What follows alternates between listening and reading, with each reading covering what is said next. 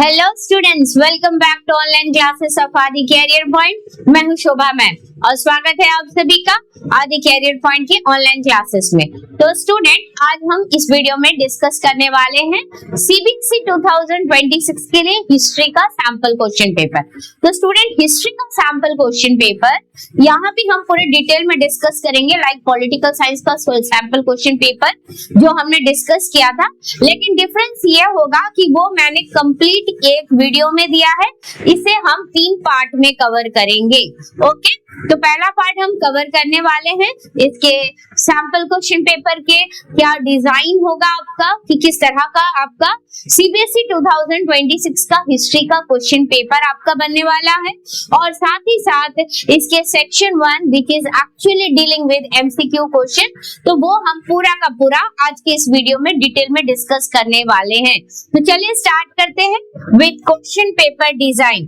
तो अगर हम बात करें about the question paper design, तो मैक्सिमम मार्क्स जो है वो आपका 80 मार्क्स का है and 20 marks allotted to the project work and time आपको दिया गया है दैट इज 3 आवर्स। तो अब बात करते हैं क्वेश्चन पेपर का प्रॉपर डिजाइन कैसा है, what are the general instructions. तो अगर हम बात करें तो there are 5 sections in this question paper, A, B, C, D and E, and there are how many number of questions in this set, in this question paper?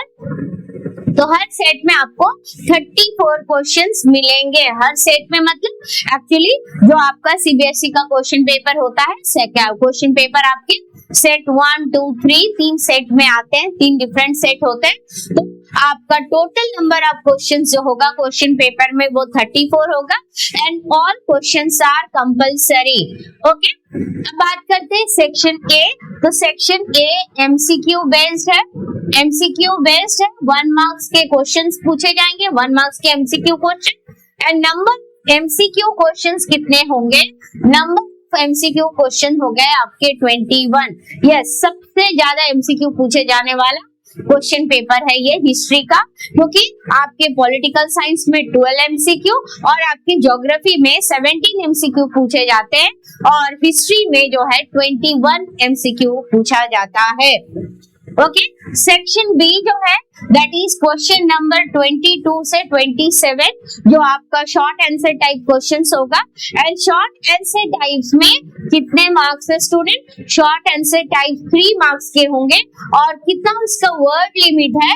तो word limit do not exceed 60 to 80 words. ठीक है, word limit याद रखिएगा कि 3 marks के history के questions के लिए आपका वर्ड लिमिट कितना है? 60 to 80 वर्ड्स में आपको क्वेश्चन नंबर जो आपके 3 मार्क्स के क्वेश्चन है, क्वेश्चन नंबर 22 से लेकर के 27 आपको आंसर करना पड़ेगा। ओके, इसके बाद आता है आपका सेक्शन सी। सेक्शन सी जो है that is the long answer type questions पूछे जाते हैं। ओके, कितने लॉन्ग आंसर्स पूछे जाएंगे? There are 3 long answers. Okay, 28, 29 and 30 ये जो सेक्शन सी का है ये तीनों आपके यहाँ पर लॉन्ग आंसर क्वेश्चंस है। लॉन्ग आंसर में 8 मार्क्स है and word limit 300 to 350 word. तो इस वर्ड लिमिट को ध्यान रखिएगा, केवल की पॉइंट कवर करने से आपको मार्क्स नहीं मिलेंगे, बल्कि आपका लेंथ भी जो है वो बहुत इंपॉर्टेंट है। ओके, तो आपको लेंथ भी, आपके वर्ड लिमिट को भी ध्यान में रखना है, 300 से 350 वर्ड्स। उसके बाद आता है आपका सेक्शन डी। सेक्शन डी जो है 31, 32, 33 यानी कि 3 जो है आपके सोर्स बेस्ड क्वेश्चन पूछे जाते हैं with 3 sub questions and are of 4 marks. तो सोर्स बेस्ड जो क्वेश्चंस है ये आपके कितने मार्क्स के होंगे? ये आपके 4 मार्क्स के होंगे। लॉन्ग आंसर आपके 8 मार्क्स और शॉर्ट आंसर टाइप जो 1 क्वेश्चन है दैट इज कितना है? 22 से 27 सेक्शन बी, ये आपके 3 मार्क्स के हैं and 60 to 80 word limit. Okay, अब इसके बाद आता है आपका section E which is the last section, और सेक्शन ई में क्वेश्चन नंबर 34 जो है that is a map based question paper and map जो है ये आपका कैरिंग 5 मार्क्स दैट इंक्लूडेड। अब ये 5 मार्क्स में आपके क्या आते हैं? इसमें आपका आइडेंटिफिकेशन आएगा and location of significant test items. Okay, attach the map with the answer book और मैप आपको आंसर बुक के साथ में अटैच मिलेगा। And very important, there is no overall choice in the question paper, यानी कि question 1 से लेकर के क्वेश्चन 34 जो आपका हिस्ट्री के टोटल नंबर ऑफ क्वेश्चंस है, इसमें कोई ओवरऑल चॉइस नहीं है कि आपको 34 में 30 क्वेश्चंस करने हैं। हाँ, लेकिन चॉइस आपको कैसे मिलेंगे? चॉइस आपको मिलेगा एक इंटरनल चॉइस इसमें दिया जाएगा, एंड इंटरनल चॉइस जो है has been provided in a few question. कुछ क्वेश्चंस में आपको इंटरनल चॉइस मिलेंगे और उस इंटरनल चॉइस वाले क्वेश्चंस को ही आपको कवर करना है, वहां आप चॉइस कर सकते हैं। तो वो चॉइस कैसे, कहां पर, कौन से सेक्शन में दिए जा रहे हैं, वो भी हम डिटेल में डिस्कस करेंगे जब हम इंटरनल सारे क्वेश्चंस को डिस्कस करेंगे। तो आज की इस वीडियो में हम शुरू करने वाले हैं एमसीक्यू का डिस्कशन, यानी कि टोटल जितने भी सेक्शन ए में 21 एमसीक्यूज है, तो हम 21 एमसीक्यू को आज की इस वीडियो में डिटेल में डिस्कस करने वाले हैं। Now, the first question is what? Which of the following place of Harappan civilization is associated with fire altars? तो अब इनमें से, यानी कि आपको 4 हड़प्पन साइट्स दिए हैं, हड़प्पा, लोथल, मोहनजोदड़ो, राखीगढ़ी। इनमें से कौन से ऐसे प्लेसेस है जो किससे एसोसिएटेड है, जहां पर फायर अल्टर्स मिले हैं? फायर अल्टर्स मतलब जहां पर आग जलाया जाता था, अग्निकुंड वगैरह जो होता है, जैसे हम आज के टाइम पे यज्ञ करते हैं ना, तो उसमें हम लकड़ियों को जला करके हवन करते हैं, यज्ञ करते हैं। तो ठीक इस तरह से फायर अल्टर्स जो है हड़प्पन सिविलाइजेशन में भी पाए गए। तो हड़प्पन सिविलाइजेशन में कहां पर फायर अल्टर्स मिला है? तो हड़प्पन सिविलाइजेशन में फायर अल्टर्स मिला है आपका लोथल में। ओके, तो इसके अलावा बाकी 3 जो साइट है वो भी बहुत इंपॉर्टेंट है, तो उन साइट्स के बारे में भी आपको पता होना चाहिए। जैसे कि हड़प्पा के बारे में अगर हम बात करें तो it is the first discovered site, और इसी के नाम पर इस सिविलाइजेशन का नाम हड़प्पन सिविलाइजेशन भी कहा गया। इसके अलावा मोहनजोदड़ो, जो कि बिगेस्ट जो है आपका हड़प्पन सिविलाइजेशन का बिगेस्ट एक जो है पार्ट के रूप में लिया जाता है मोहनजोदड़ो को।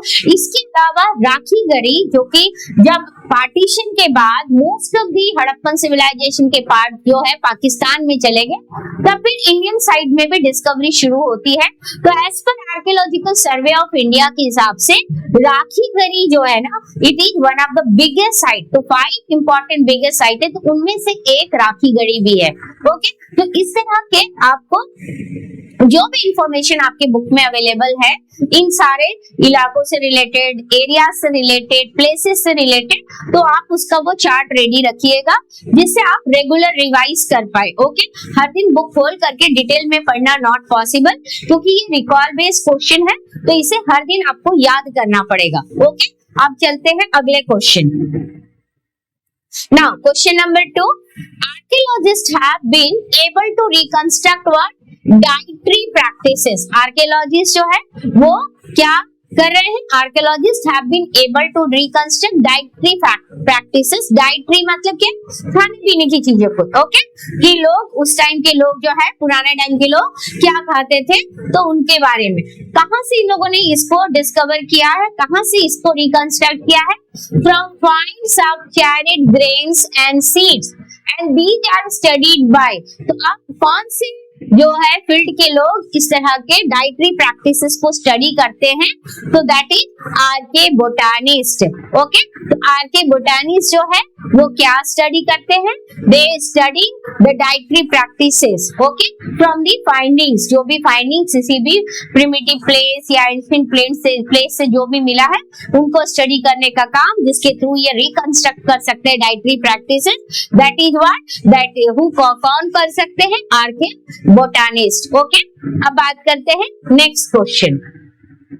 Which of the following is not a correct statement about Mahajanapada? तो ये जितने भी क्वेश्चंस है, पहले के 3 अब तक की जो भी क्वेश्चंस है, वो आपके कहां से पूछे जा रहे हैं? एंशिएंट टेक्स्ट बुक से पूछे जा रहे हैं। ओके, तो आप याद रखिएगा, हर एक जो बुक है आपके 3 बुक है, तीनों बुक से आपके 25, 25, 25 आपके क्वेश्चंस कवर होंगे और 5 मार्क्स का आपका मैप आएगा। Okay, now which one of the following is not, very important, not वाले क्वेश्चन में मैं हमेशा बोलती हूँ जहां पर भी अगर नॉट पूछा है, नॉट करेक्ट स्टेटमेंट, तो स्टूडेंट सबसे पहले तो करेक्ट स्टेटमेंट को आइडेंटिफाई करके टिक लगा लीजिएगा कि ये करेक्ट है, तो फिर जो इनकरेक्ट होगा that incorrect is the answer of this not a correct statement. तो here not correct statement about what, not correct statement about Mahajanapadas. Okay, तो पहला स्टेटमेंट क्या बोला जाता है, बोला गया most Mahajanapadas were ruled by kings. तो बहुत सारे जो महाजनपदा थे तो उनमें वो कौन वहां पर रूल करता था, किंग रूल करते थे। सम नोन एज गणास और संघर्ष वर ओलिगार्कीज, कुछ ऐसे महाजनपदा जिनको गणा और संघा कहा गया, वहां पर ओलिगार्कीज था। Statement C, each Mahajanpada had a capital city which was often fortified, and D, Panchala. Panchala became the most powerful Mahajanpada between 6th to 4th BCE।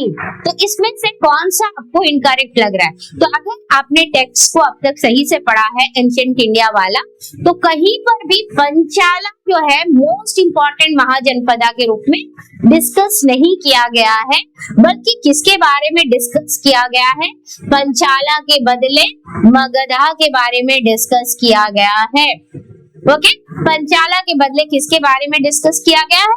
Magadha के बारे में डिस्कस किया गया है, और बाकी सारे करेक्ट है। बाकी जो आपके ए बी सी ये तीनों के तीनों स्टेटमेंट आपके करेक्ट हैं। दैट मोस्ट महाजनपदा जो है they were ruled by the kings, some known as ganas और sanghas, and they were ओलिगार्कीज।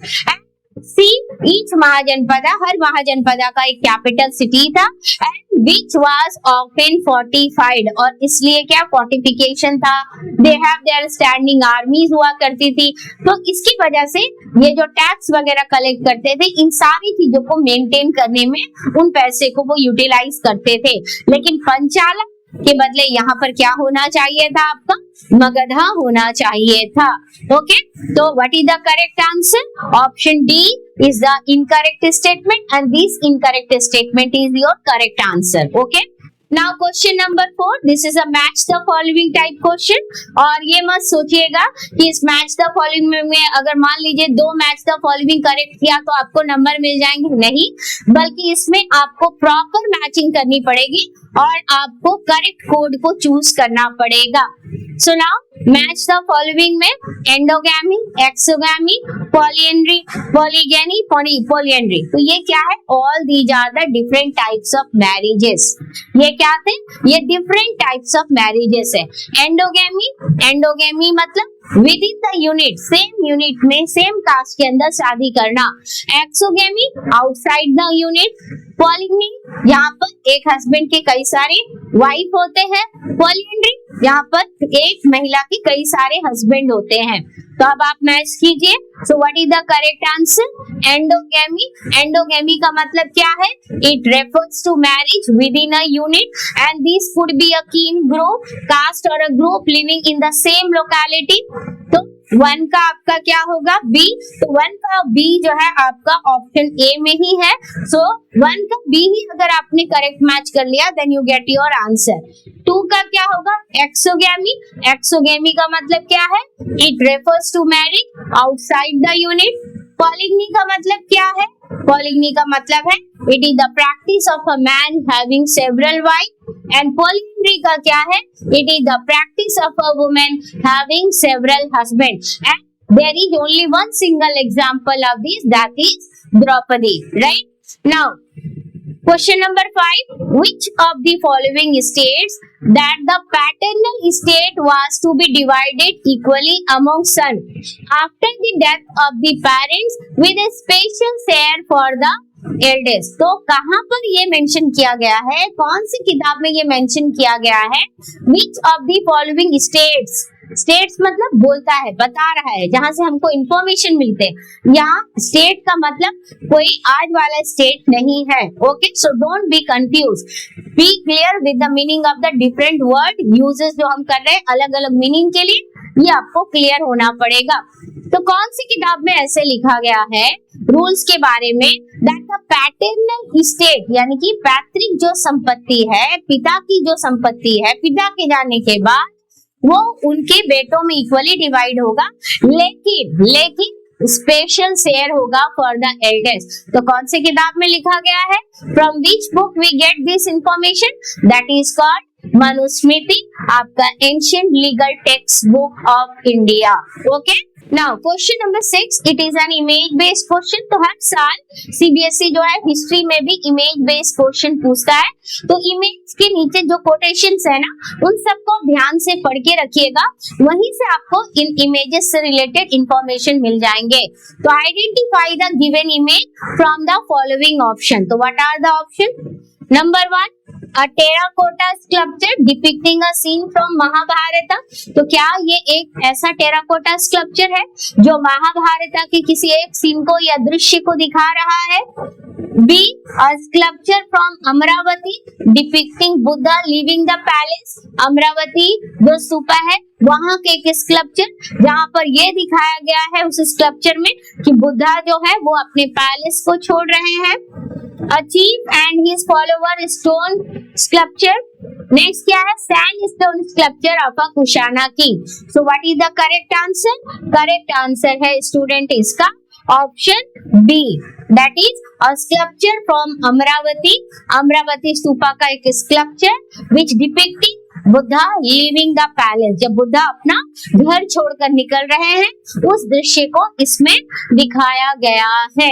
Okay, अब चलते हैं क्वेश्चन नंबर 7 में। तो 7 में जाने से पहले here is one important question. एक आपको आपके क्वेश्चन पेपर में note the following question is only for the visually impaired candidate. ठीक है, तो एक्चुअली विजुअली इंपेयर्ड जो कैंडिडेट होते हैं वो इमेज बेस्ड क्वेश्चन नहीं कर पाएंगे, तो इसलिए उनके लिए राइटिंग बेस्ड एक क्वेश्चन होगा। आपको मैथ में भी इस तरह के एग्जांपल्स मिलेंगे। ठीक है, तो इस क्वेश्चन को आपको अटेम्प्ट नहीं करना है, लेकिन यहाँ हम फिर भी इसका आंसर डिस्कस करेंगे। That is the dash consist of hymns in praise of variety of deities specially अग्नि, इंद्र एंड सोमा, जो कि आपके एंशिएंट गॉड है, ऋग्वैदिक टाइम पीरियड के गॉड है। तो इसका डिस्कशन कहाँ हुआ है? That they about that it is discuss in related hymns कहाँ पर दिए गए हैं? ऋग्वेदा में। Okay, now the next, according to which Buddhist text Ashoka distributed portions of the Buddha's relics to every important town and ordered the construction of stupa over them। तो कौन से Buddhism की किताब है जिससे हमें ये पता चलता है कि अशोका, राइट, अशोका ने डिस्ट्रीब्यूट किया portions of Buddha's relics to every important town और ऑर्डर दिया कि उन जगहों पे क्या बनेगा? स्तूपा बनाया जाएगा। तो कौन सी किताब में ये मेंशन किया गया है? It is mention in Ashoka Vandana, right, it is mention in Ashoka Vandana. तो दूसरी तरफ Vinaya Pitaka, Sutta Pitaka, they are the part of Tripitaka and Dipavamsa, ये जो है ये आपका श्रीलंका का बुद्धिस्ट टेक्स्ट है। Okay, now question number 8, which of the following statement is or are correct about Francois Bernier? तो यानी अब हमारा जितने भी क्वेश्चन नंबर 7 तक एंशिएंट इंडिया से रिलेटेड क्वेश्चंस हो गए एमसीक्यू। अब हम बुक नंबर 2 पे एंटर कर रहे हैं यहाँ से, यानी कि मेडाइवल इंडिया वाले चैप्टर्स के एमसीक्यू इस पर्टिकुलर पार्ट से शुरू हो रहे हैं। लेकिन आप ये मत सोचिएगा कि एग्जाम में भी सेम सीक्वेंस फॉलो होगा, एग्जाम में वो सीक्वेंस को वो चेंज कर सकते हैं।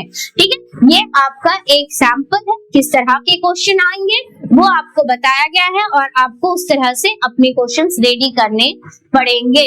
ओके, तो which of the following statement is और are correct about Francois Bernier? तो फ्रैंकोइस बर्नियर से रिलेटेड इनमें से कौन कौन से स्टेटमेंट करेक्ट है?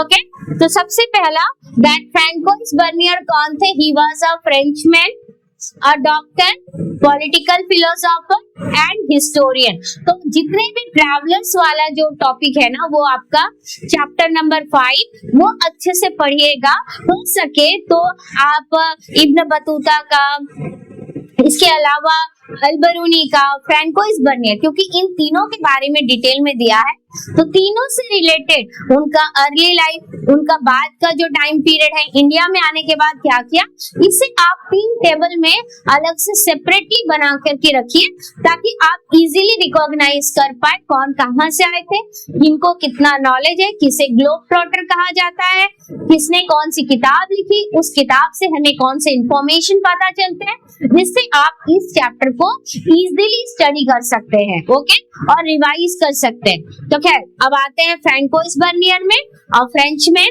doctor, political philosopher and historian. So this statement is correct. He was closely associated with the Mughal court. तो ये भी करेक्ट है because he was a physician to prince Dara Shukoh, Shahjahan के बड़े बेटे का नाम दारा सुको, और फ्रैंकोइस बर्नियर उनके फिजिशियन थे। इसके बाद he was in India for 14 years from 1656 to 1670। तो अब ये हो गया आपका टाइम पीरियड वाला, राइट, कि वो इंडिया में कितने साल तक के लिए थे, कब से कब तक के लिए थे। और इसके अलावा he was also associated as an intellectual and scientist जिनका नाम था दानिशमंद खान। और ये दानिशमंद खान जो है he was an Armenian noble at the Mughal court. तो ये ऑप्शन जो आपका 4 नंबर स्टेटमेंट 2 और 1 करेक्ट है, एंड स्टेटमेंट नंबर 3 जो है ये रॉन्ग स्टेटमेंट है। तो इसीलिए इसका ऑप्शन क्या होगा, इसका ऑप्शन होगा 1, 2 and 4। Now question number 9, these trees are among the most peculiar trees। तो अब ट्रीज के बारे में किसने लिखा, किसने अपने इलाके में पाए जाने वाले ट्री और इंडिया में पाए जाने वाले में कंपैरिजन किया, राइट।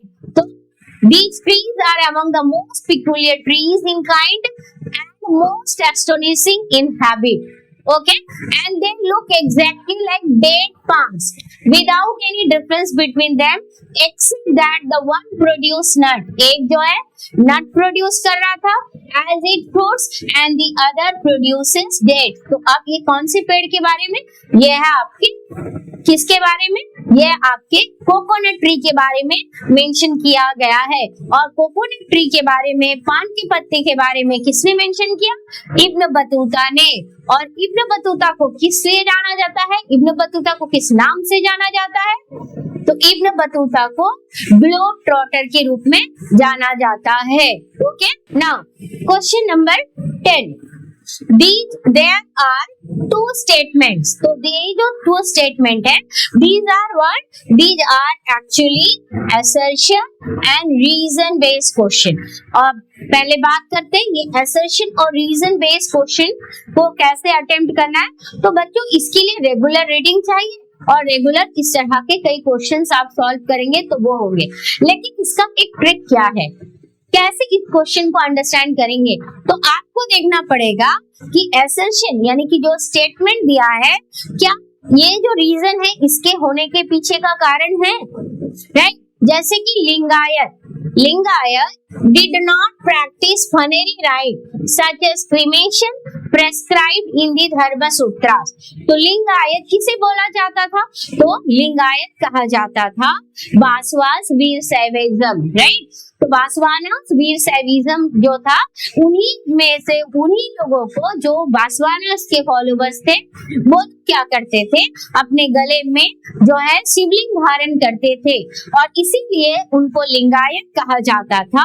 और लिंगायत जो है they were against what, they were actually against the Brahmanical domination. और ये जो है वेदास वगैरह का विरोध करते थे और ब्राह्मणिकल कास्ट बेस्ड सिस्टम का भी ये विरोध करते थे, उनके रिचुअल्स उनके प्रैक्टिसेस का विरोध करते थे।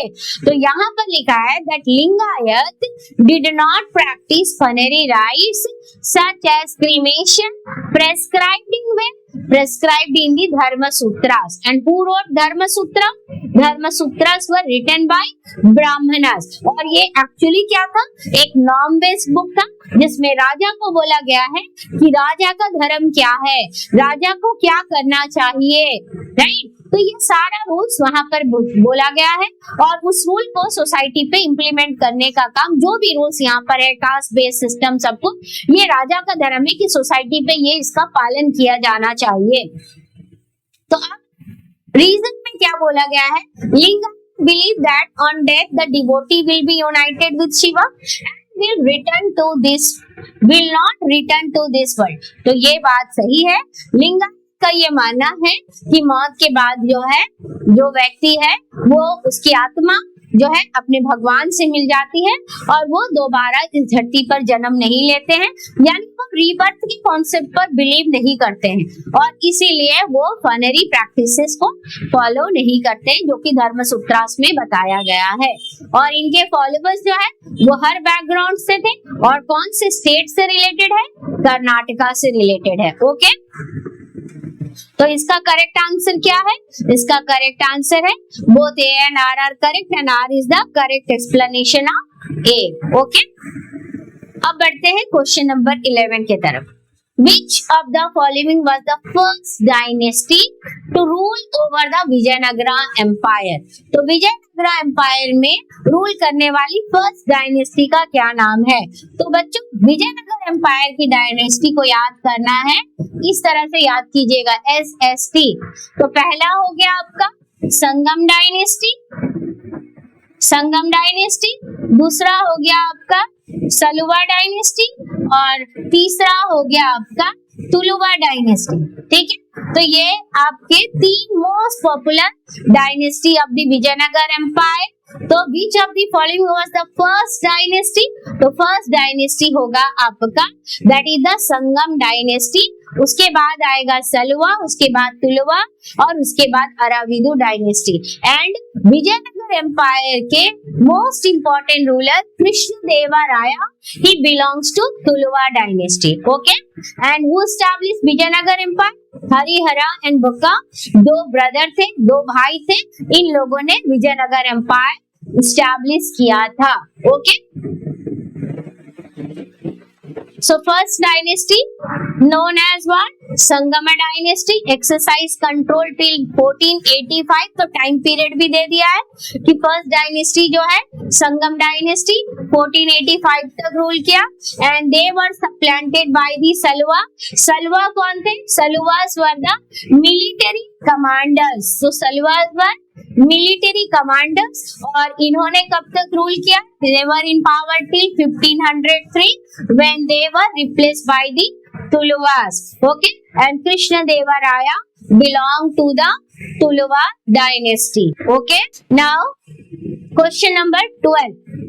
Which of the following statements is correct regarding the Amaranayaka system? तो student, Amaranayaka system, this particular topic is also related with Vijayanagar empire. Okay, तो विजयनगर एम्पायर में अमरानायका सिस्टम फॉलो किया गया जाता था and this Amaranayaka system they adopted from Delhi सल्तनत। Okay, तो अब इनमें से कौन सा करेक्ट स्टेटमेंट है? Option A, the Amaranayaka belong to Bijapur. B, Amara is believed to be derived from the Hindu word Samara.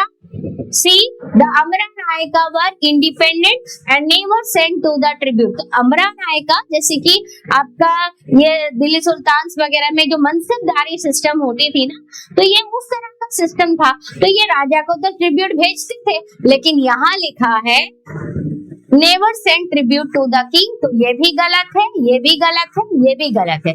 अब बच गया कौन सा ऑप्शन? अब केवल बच गया option D, that they were military commander. This is the correct statement, who got territories to govern by the Raya. Okay, तो विजयनगर एम्पायर के जो रूलर्स थे वो अपने आप को राया कहते थे, जैसे कि कृष्णदेवा राया। ओके, तो देवर मिलिट्री कमांडर्स। तो अमरानायका वर द मिलिट्री कमांडर्स थे who got territories to govern by the Raya, and this is the correct statement about what? This is the correct statement about the Amaranayaka system which was practiced in the Vijayanagar Empire. Question number 13. Choose the correct option. The book deals with the fiscal side of what? Physical side of the empire and provides rich quantitative information on revenue rates. तो कौन सी किताब से ये पता चलता है? तो भाई ये आपको पता चलता है मुल्क आबादी नामक किताब से। अब ये मुल्क आबादी क्या है, कौन सी किताब का पार्ट है? तो ये मुल्क आबादी जो है वो आईन अकबरी का पार्ट है। ठीक है, तो आईन अकबरी के मुल्क आबादी से हमें किसके बारे में पता चलता है? Quantitative information on revenue rates के ऊपर पता चलता है ना। अब देखें यहाँ पर पूरा डिटेल दिया है मैंने, दैट इज द आइन is made up of 5 books. तो आईन अकबरी के बारे में बोला गया है। आईन अकबरी टोटल 5 किताबों से मिलकर के बना है, of which the first 3 books describe the administration. तो पहली 3 किताबें क्या बताती है? एडमिनिस्ट्रेशन के बारे में बताती है। और फर्स्ट बुक को क्या कहा जाता है? फर्स्ट बुक का नाम क्या है? तो फर्स्ट बुक का नाम है आपका मंजिल आबादी, और दूसरे बुक का नाम सिपा आबादी, और थर्ड बुक का नाम है मुल्क आबादी। ओके, तो ये नाम याद रखिएगा। फर्स्ट बुक मंजिल आबादी, सेकेंड बुक सिपाह आबादी, थर्ड बुक मुल्क आबादी, and the first book that is the मंजिल आबादी। तो मंजिल का मतलब क्या? Building, right? मंजिल का मतलब बिल्डिंग होता है। तो मंजिल आबादी कंसर्न द इंपीरियल हाउसहोल्ड, ये किसके बारे में इंफॉर्मेशन देता है? ये हमें imperial household and it's maintenance के बारे में इंफॉर्मेशन देता है। सेकेंड बुक क्या है? दैट इज सिपाह आबादी। सिपाह मतलब क्या? सिपाही। सिपाही को इंग्लिश में क्या बोलते हैं? Military commanders, right? तो सिपाह आबादी जो है ये आपका सेकेंड बुक है आईन अकबरी का, और इस किताब से हमें क्या पता चलता है? Cover the military and civil administration, और क्या पता चलता है?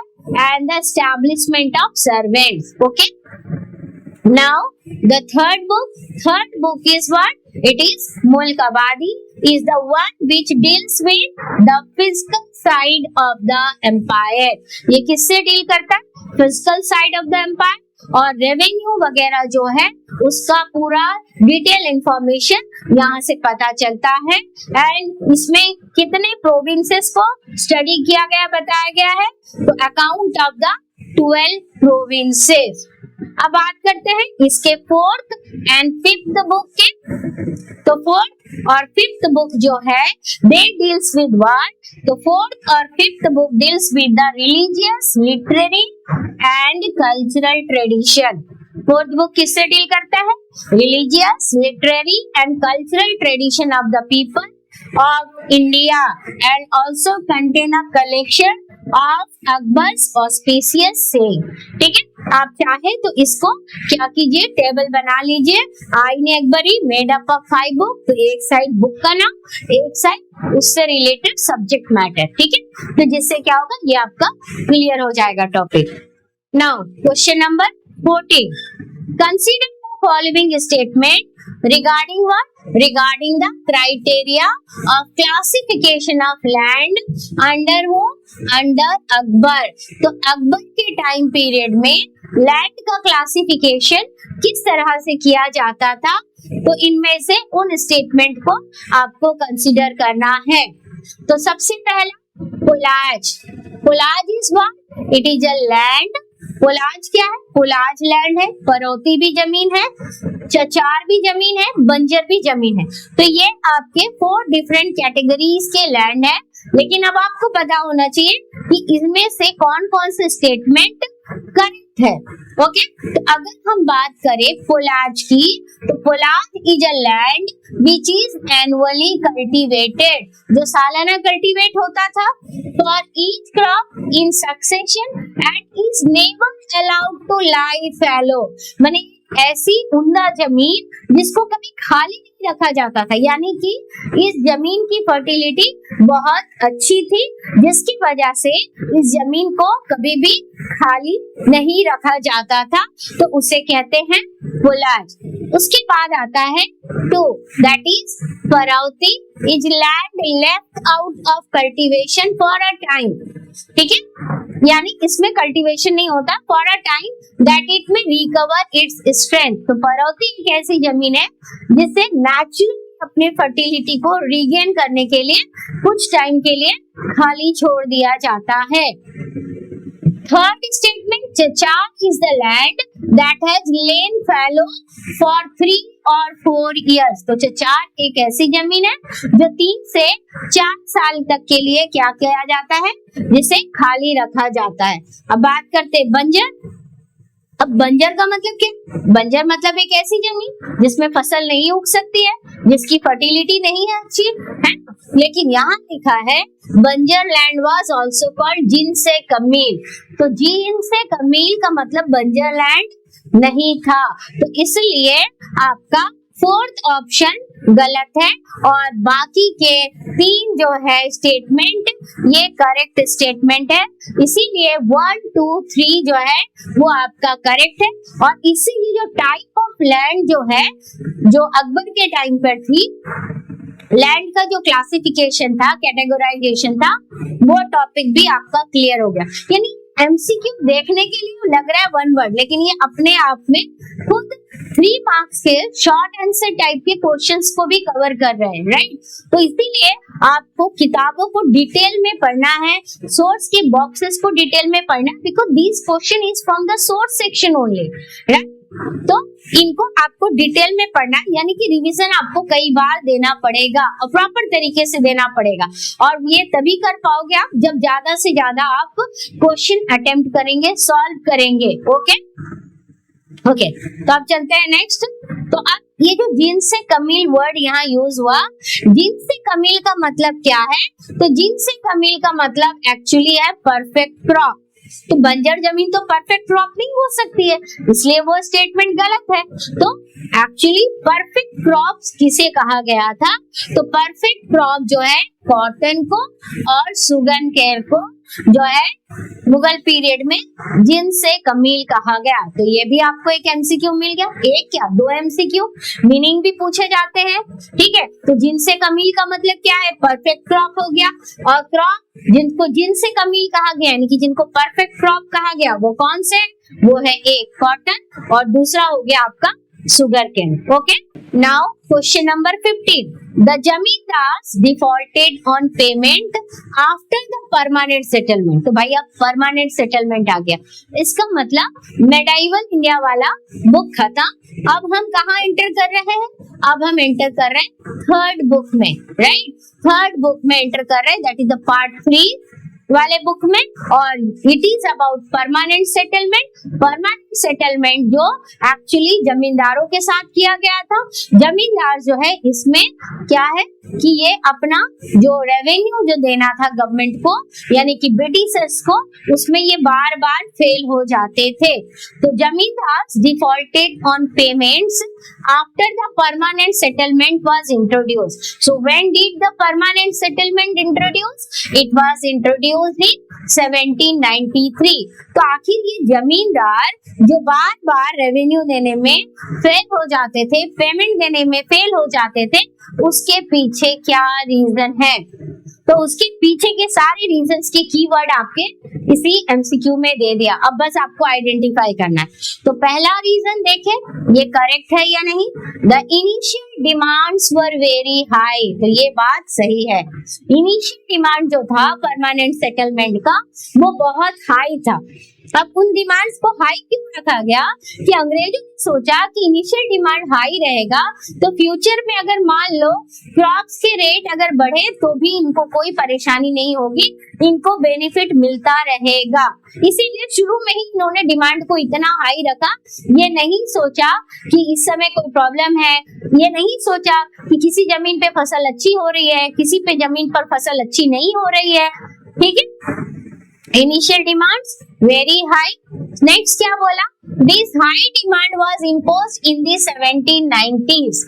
Right? ये high demand ऐसे टाइम पर impose किया गया था, a time when the prices of agricultural produce were depressed, making it difficult for raiyer to pay their dues to the जमींदार। मैंने एक ऐसे टाइम पे जिस समय एग्रीकल्चरल प्राइस जो थे प्रोड्यूस के वो क्या थे? वो कम थे, और इसकी वजह से जमींदार के पास ही उतने पैसे नहीं आएंगे, तो जमींदार फिर कंपनी को कैसे पैसे देगा? जमींदार कंपनी को पैसे नहीं दे सकता है। तो ये हो गया आपका सेकेंड पॉइंट। नेक्स्ट क्या? The revenue was invariable regardless of harvest and had to be paid punctually. दूसरा क्या, तीसरा फीचर जो बोला, रेवेन्यू was invariable यानी कि परमानेंट सेटलमेंट है। परमानेंट का मतलब अब यहाँ पर क्या है, एक बार जो रेवेन्यू फिक्स कर दी गई वो वैसा ही रहेगा, उसमें कोई बदलाव नहीं होगा, चाहे हार्वेस्ट कैसा भी हो, अच्छा हो चाहे बुरा हो। ठीक है, अच्छे होने से कोई प्रॉब्लम नहीं है। प्रॉब्लम कब होगा, जब हार्वेस्ट अच्छा नहीं होगा, जब फसल अच्छी नहीं होगी, और जब फसल अच्छी नहीं होगी तो उसकी कीमत अच्छी नहीं मिलेगी, और जब कीमत अच्छी नहीं मिलेगी तो फिर हम टैक्स पे कैसे करेंगे। ओके, और पंक्चुअली बोला गया, तो पंक्चुअली क्या था, यहाँ पर एक लॉ लगाया था जिसे कहते हैं सनसेट लॉ। सनसेट लॉ क्या है कि जो डेट है, मान लीजिए आपका 20 अक्टूबर या 30 अक्टूबर का डेट है, तो 20 अक्टूबर या 30 अक्टूबर जो आपका भी जो भी रेवेन्यू डेट है, उस शाम को सूर्यास्त होने के अंदर तक आपको रेवेन्यू जमा दे देना है। और अगर आप जमा नहीं देंगे तो आपका जो जमींदारी है उसका नीलामी हो जाएगा, ऑक्शन हो जाएगा। तो एकदम पंक्चुअल होना है आपको। शाम को 5 बजे अगर सूर्यास्त होगा तो 5 बजे के पहले तक आपको वो पैसा पेमेंट कर देना है। ठीक है, नहीं तो जमींदारी की नीलामी हो जाएगी और उनके पास वो अथॉरिटी नहीं रहेगा। नाउ फोर्थ क्या बोला, the permanent settlement initially limited the power of zamindar to collect rent from the ryot manage he zamindari. और परमानेंट सेटलमेंट ने और काम किया कि जो जमींदार पहले बहुत ताकतवर थे, जनता के ऊपर उनका बहुत होल्ड था, पीजेंट्स के ऊपर बहुत होल्ड था, उनके अपने माने आप उनके अपने सिपाही हुआ करते थे, ये सब कुछ। लेकिन इन्होंने क्या किया, परमानेंट सेटलमेंट इंट्रोड्यूस करके क्या किया, जमींदार की जो आजादी थी, जमींदार की जो लिबर्टी थी, उसको भी कंट्रोल करने का कोशिश किया। ठीक है, तो अब देखते हैं इसका करेक्ट आंसर क्या है। ऑल द 4 करेक्ट और ओनली फ्यू आर करेक्ट। तो आंसर इज 1 2 3 4। तो ये हो गए आपके ऑलरेडी 3 मार्क्स का short answer. What are the causes behind the failure of payment by the zamindar after the introduction of what, after the introduction of the permanent settlement, right. तो इसका आपको आंसर भी मिल गया पूरा का पूरा, and all the statements are correct. Okay, now question number 16, the dash were most powerful in north Bengal. तो north Bengal में कौन बहुत ज्यादा पावरफुल थे। Okay, all the rich peasant and village headmen were emerging as commanding figure in the countryside in other parts of Bengal as well. यानी कि बंगाल में जो परमानेंट सेटलमेंट इंट्रोड्यूस किया गया था, उसके बावजूद नॉर्थ बंगाल में कुछ ऐसे ग्रुप थे जो बहुत पावरफुल थे, तो उसका आंसर क्या होगा, जोतेदार। ठीक है, जबकि कई सारे रिच पीजेंट और विलेज हेडमैन जो है वो कंट्री साइड गांव के तरफ में वो लोग एक लीडरशिप फिगर, कमांडिंग फिगर के रूप में उभर रहे थे बंगाल में। लेकिन फिर भी नॉर्थ बंगाल में जोतेदार जो है वो क्या थे, वो बहुत पावरफुल थे। Now question number 17, choose the correct chronological order of the event following events out of the option given below. तो नीचे जितने इवेंट्स दिए गए हैं उन इवेंट्स में को किस में अरेंज करना है, आपको क्रोनोलॉजिकल ऑर्डर में अरेंज करना है। तो पहले पढ़ते हैं कि आखिर ये क्रोनोलॉजिकल ऑर्डर किस इवेंट से रिलेटेड है। The sipahis arrived at the gates of Red Fort early in the morning. तो sipahis arrived at the gate of Red Fort यानी कि लाल किला। तो लाल किला कौन से टॉपिक में है, लाल किला 1857 के रिवॉल्ट वाले टॉपिक में है, जहां सुबह सुबह अर्ली मॉर्निंग सिपाही पहुंच गए थे। Okay, they first seized the bell of arms and plundered the treasury. तो अब नेक्स्ट इवेंट जो बोला गया है, they first seized the bell of arms, सबसे पहले इन्होंने bell of arms को सीज किया, and plundered the treasury।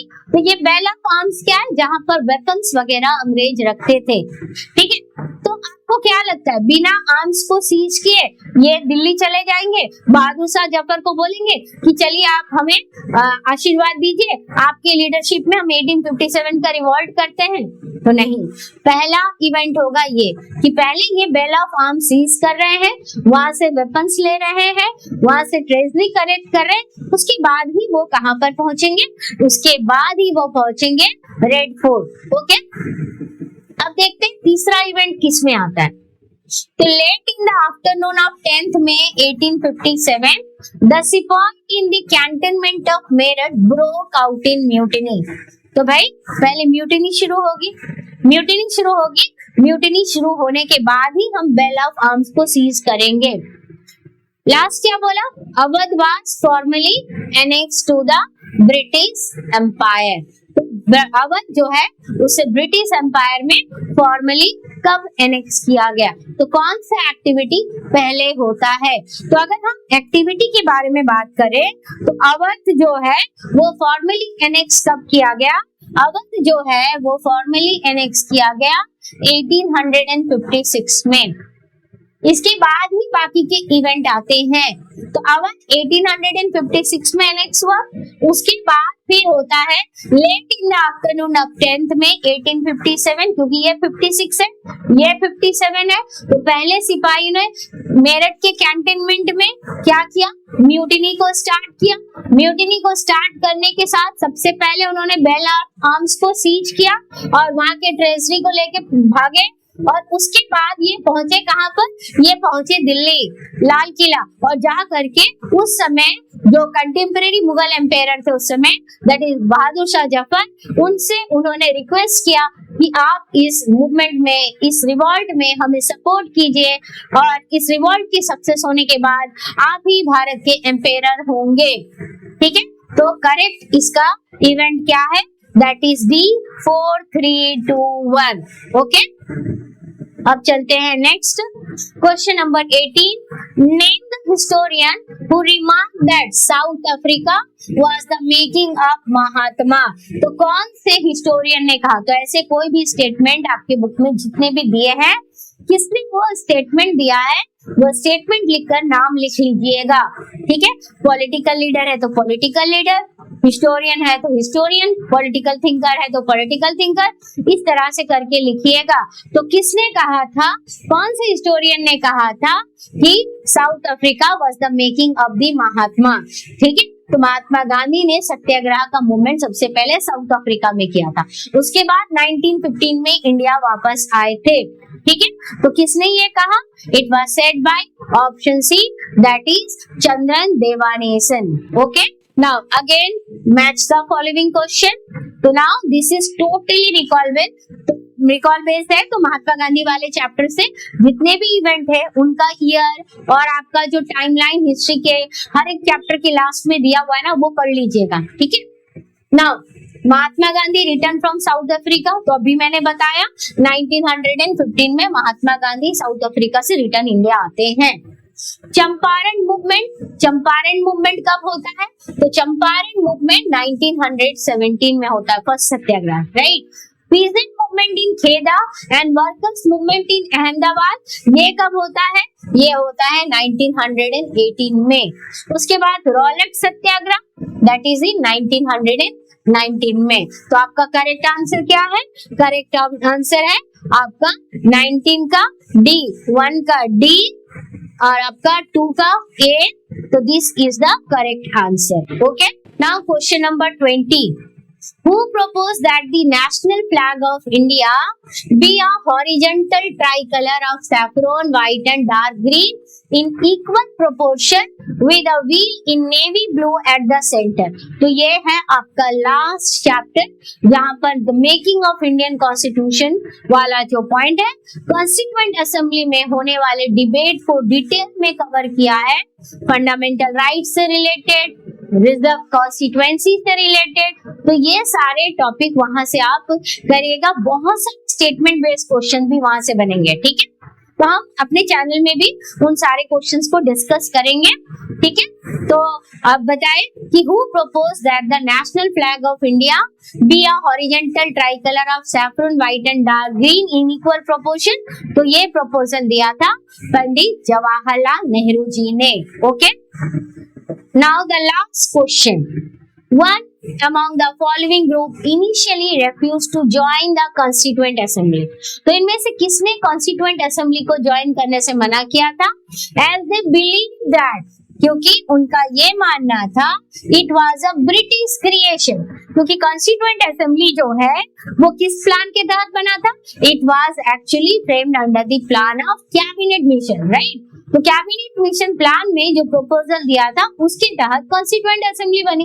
तो भारत के कुछ लोगों को ये लगा कि ये कॉन्स्टिट्यूएंट असेंबली जो है वो इंडियन क्रिएशन नहीं है, वो ब्रिटिश क्रिएशन है, इसलिए उन्होंने कॉन्स्टिट्यूएंट असेंबली को इनिशियली ज्वाइन करने से मना किया था। तो वो कौन है, they were the socialist, okay, they were the socialist group, okay. तो ये थे आपके 21 MCQ question with detail discussion.